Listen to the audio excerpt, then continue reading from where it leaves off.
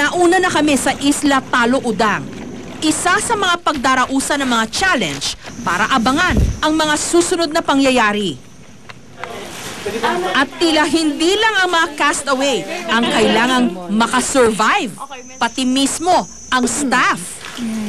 Saan mo nakuha yung mga nickname? Ngayon lang naman po, medyo nangatilang bigla po. So, kung ano yung pinagdaraanan ng castaways, nararamdaman nyo rin? Mas mahirap pa yung pinagdadaanan ng mga staff sa tingin ko kasi ang castaways medyo controlled na yung environment nila. Pati ako, napasabak din sa ilang mga pagsubok na pang-survivor. At least meron silang supply ng fresh water. Oh. Malinis daw yun. Yung helicopter kung saan nakasakay si Paulo Billones, yung host ng Survivor.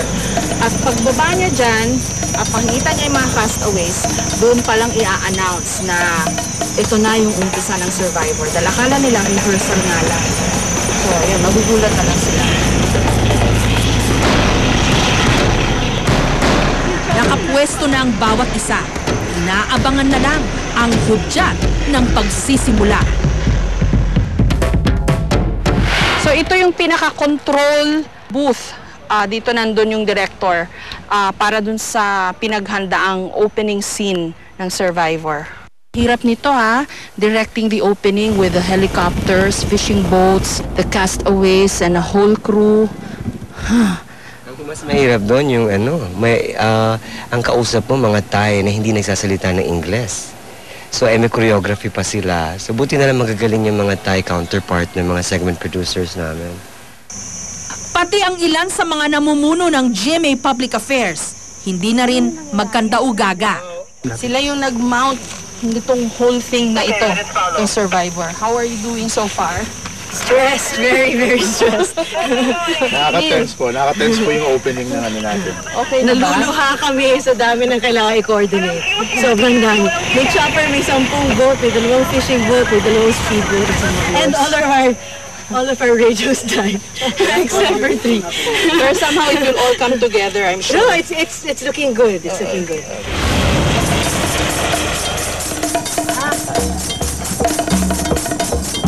Ilang saglit na lang daw, magsisimula na ang mahabang panahon nilang pinaghandaan.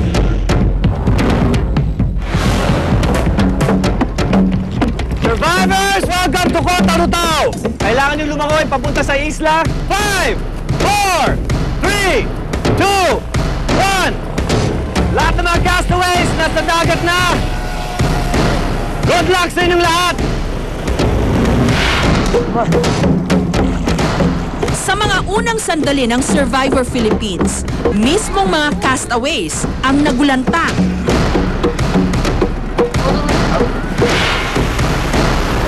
Halos 1 kilometro kasi ang kailangan nilang languyin bago makarating sa Pampang.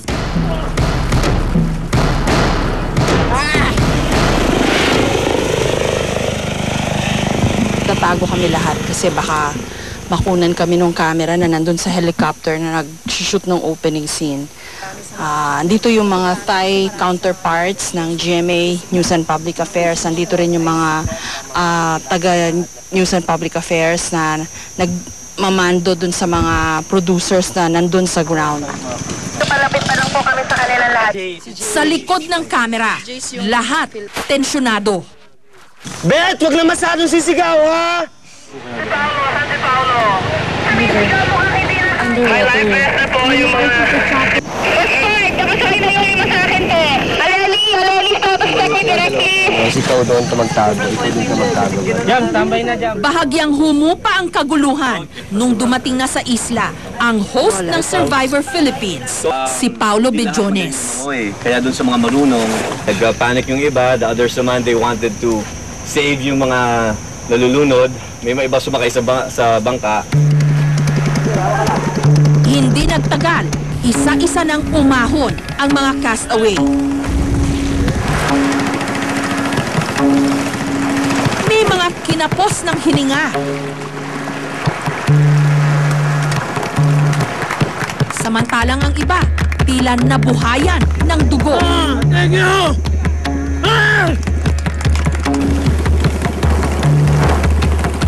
Ba't kayo umiiyak? Ang ilan sa mga staff, hindi napigilan ang emosyon. Umiiyak sila kasi tuntua sila na nairaos nila yung opening. Mahigpit ang mga patakaran ng Survivor Philippines para sa mga castaway at para rin sa staff. Isa sa mga rules na strictly implemented na hindi talaga nakikialam yung mga cameraman tsaka staff. Hindi nila pwedeng kausapin yung mga castaways. So walang way to manipulate kung ano nangyayari. Nung makumpleto ang mga kalahok, parang isang malaking tukso, bumuhos ang ulan. Grasya nga ba ito o dagdag na pahirap sa mga castaway? Mahirap dito sa weather dito, paiba-iba. Sarang init, tapos biglang aambon.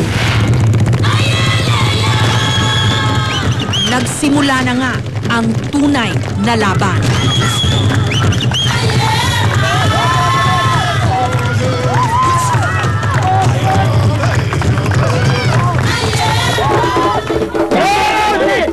Ang Survivor Philippines, isang malaking pagsubok, hindi lang sa mga castaway, kundi para rin sa staff at kay Paulo. Boys, hindi pwede hawakan! Sanay kasi akong nakikipag-usap sa mga contestants, challengers, gamers, ako naman tawagin mo yung mga kasama sa mga show ko eh. Dito, kailangan ko pigilan ang sarili ko kasi very minimal lang ang pwede kong sabihin sa kanila. Challenge dito sa'yo kung paano mo i-manage yung mga topak nila tsaka mga baltik nila. Oo, kasi ngayon pa lang medyo may nakikita ka ng ganun. Kaya inaasahan ko na yung karanasan ko sa Extra Challenge doon, kung saan yung mga artista naman, mga celebrities ang ating mga kasama, kung sila naman medyo kahit papaano na didisiplina natin, ito kaya natin i-disiplina rin siguro. Nagpatuloy ang pagsusungit ng panahon. Kinailangan na naming lisanin ang isla. Pero tuloy ang gulong ng mga kamera. Tuloy ang pagharap sa hamon ng mga castaway.